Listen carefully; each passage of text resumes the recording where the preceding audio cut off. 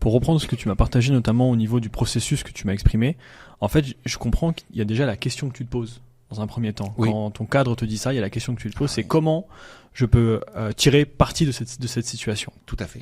Et la deuxième, c'est évidemment changer ta perception. Exactement. En réalité.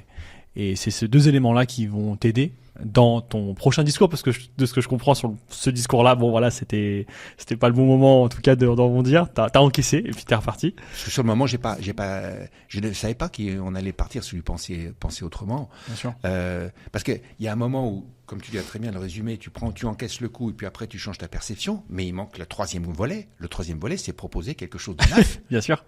Bien sûr. Proposer quelque chose d'acceptable, de concret, qui puisse mobiliser les gens, qui puisse leur bouger les tripes, en disant les gars, on est dans la panade, vous le savez, qu'est-ce qu'on fait? On croise les doigts ou on invente quelque chose pour s'en sortir? Ça veut dire, en fait, si j'essaie de comprendre à travers les lignes, c'est que faut aussi accepter de pas avoir la réponse tout de suite, parce que en réalité, sur le discours que tu avais fait, et quand tu reçois ce coup-là, tu donnes pas de réponse tout de suite, tu prends le coup, et après tu reviens sur un autre discours, et là. Ça marche, de ce que je comprends. Celui qui a la réponse tout de suite est comme celui qui parle tout le temps.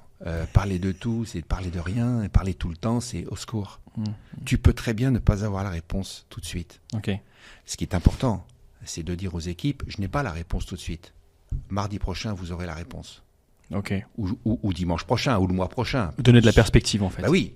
Là, aujourd'hui, je ne sais pas. Si tu m'interroges sur la physique quantique, aujourd'hui, j'aurai quelques difficultés à te répondre. Peut-être que si j'étudie le problème pendant une semaine, j'en saurai un tout petit peu plus. Pas énormément, mais un tout petit peu plus. Et je te dis, Mika, dans une semaine, je te donnerai quelques infos sur la physique quantique. Là, aujourd'hui, je suis un peu juste sur le sujet. Ok, je comprends.